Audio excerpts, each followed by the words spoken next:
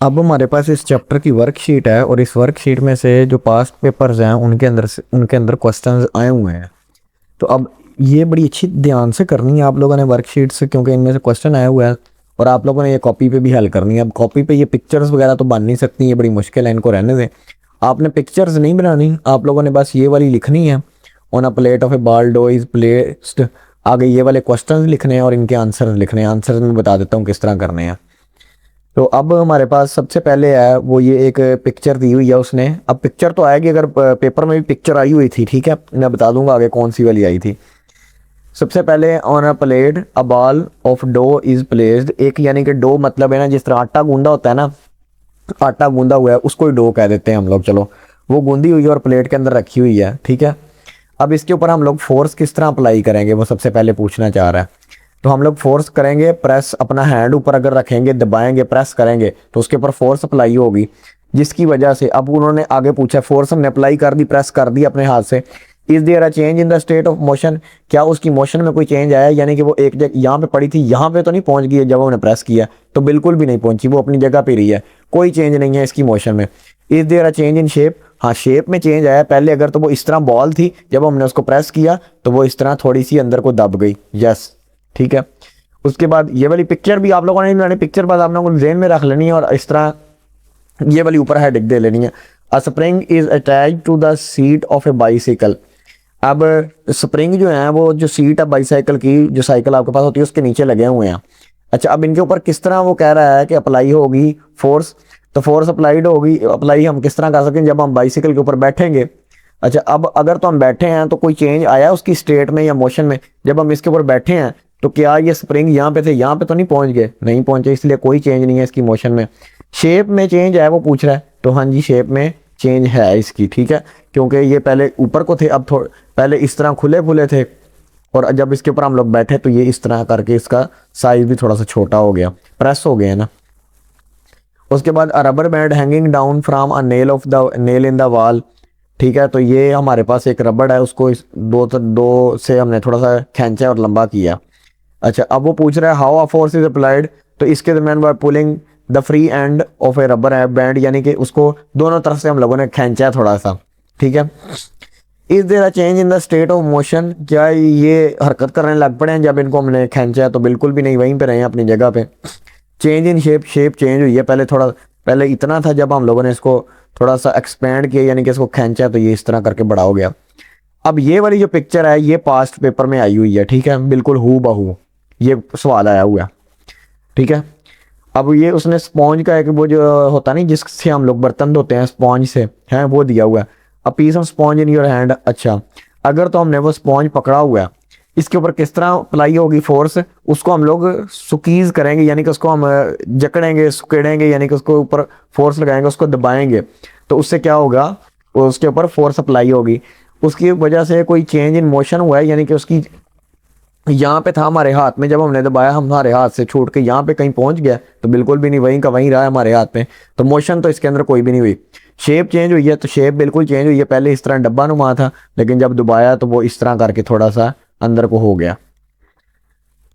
यहाँ तक थी हमारे पास वर्कशीट 1। आप लोगों ने इसके अंदर से ये पिक्चर्स बिल्कुल नहीं बनानी, ठीक है, पिक्चर्स रहने दे, पिक्चर का बस आइडिया रख लें, ये वाली लिखनी है, ये इसकी हेडिंग्स देनी है 1 2 3 दे के, और ये वाली साथ लिखनी है, डो क्या है, ये स्प्रिंग वाली, ये लिख के नीचे आप लोगों ने ये क्वेश्चन आंसर लिख लेने हैं, इसके डब्बे बना देने हैं। अब हम चलते हैं सेकंड वर्कशीट की तरफ।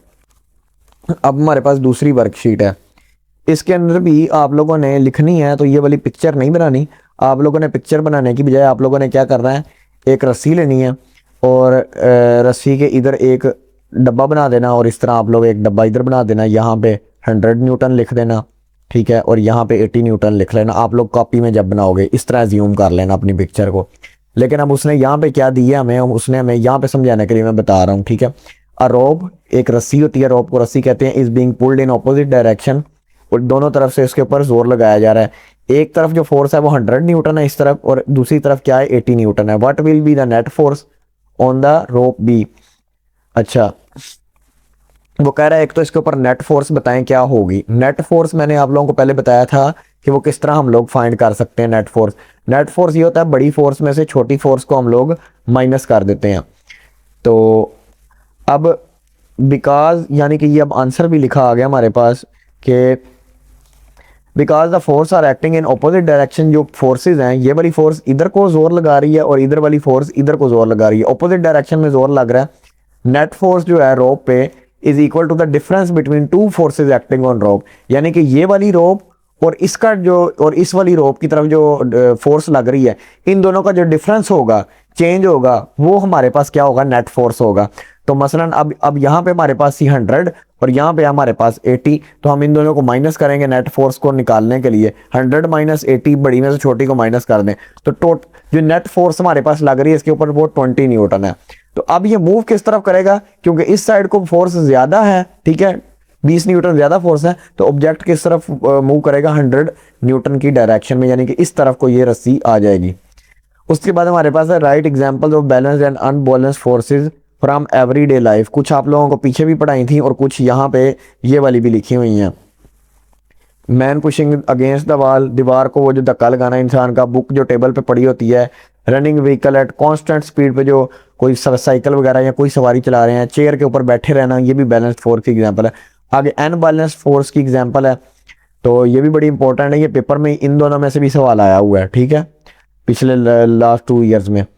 अच्छा, इसका क्या है, the force that causes a seesaw to move up and down, ये जो सीसा होता है इसके ऊपर अनबैलेंस्ड फोर्स होती है, यानी कि एक तरफ पहले ये इधर को नीचे होता है, फिर ये ऊपर हो जाता है, फिर ये नीचे होता है, तो फिर ये ऊपर हो जाता है, ठीक है। The force that causes a book to slide across a slanted surface, यानी कि इस तरह कोई हमारे पास सरफेस है, यहाँ पे बुक रखी हुई है, तो बुक यहाँ से नीचे को गिर जाएगी, तो उसका इधर को रिड़ जाएगी, स्लाइड हो जाएगी, वो हमारे पास अनबैलेंस्ड फोर्स है।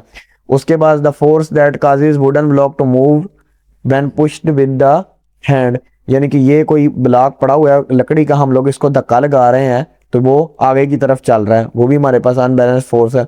The force that causes a football to move when kicked the leg, तो जो फुटबॉल को हम किक मारते हैं वो भी हमारे पास अनबैलेंस्ड फोर्स है। ये हमारे पास 2 वर्कशीट्स हो गई।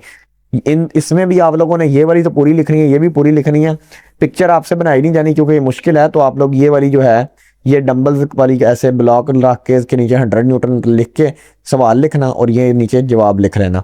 अब हम चलते हैं अपनी अगली वर्कशीट की तरफ, 3rd वाली, वो ज़्यादा इंपॉर्टेंट है, वहाँ से ज़्यादा क्वेश्चन आए हुए हैं। अब ये हमारे पास है वर्कशीट नंबर 3। अब ये जो क्वेश्चन है ये लास्ट ईयर लॉन्ग में आया हुआ है, ठीक है। उसने सिर्फ ये कहा हुआ है, ये सवाल दिया उसने, interpret the following graphs and identity the speed of object, कि वो ये वाले इस तरह 3-4 ग्राफ दे देता है लॉन्ग क्वेश्चन में, वो कहता है इनको इंटरप्रेट करो। हम लोगों ने पीछे बड़ी वजाहत से पढ़ा है, ठीक है, और इसकी स्पीड आइडेंटिफाई करें, इसकी स्पीड कितनी होगी। अब सबसे पहले हमारे पास ये एक डिस्टेंस टाइम ग्राफ है कि जिसके ऊपर एक सीधी लाइन स्लोप बनी हुई है। अब ये सीधी स्लोप हो तो इसका मतलब होता है कि ये कांस्टेंट स्पीड से मूव कर रहा है ऑब्जेक्ट, ठीक है, इसके अंदर और कुछ भी नहीं है। The object is moving with uniform speed या कांस्टेंट स्पीड, यूनिफॉर्म की जगह कांस्टेंट भी लगा सकते हैं, ठीक है ना। तो अब उसके बाद ये हमारे पास एक ग्राफ है कि ये ऊपर को एक्सीलरेट कर रहा है, इस तरह करके आहिस्ता आहिस्ता आहिस्ता आहिस्ता ऊपर जा रही है इसकी लाइन, ठीक है।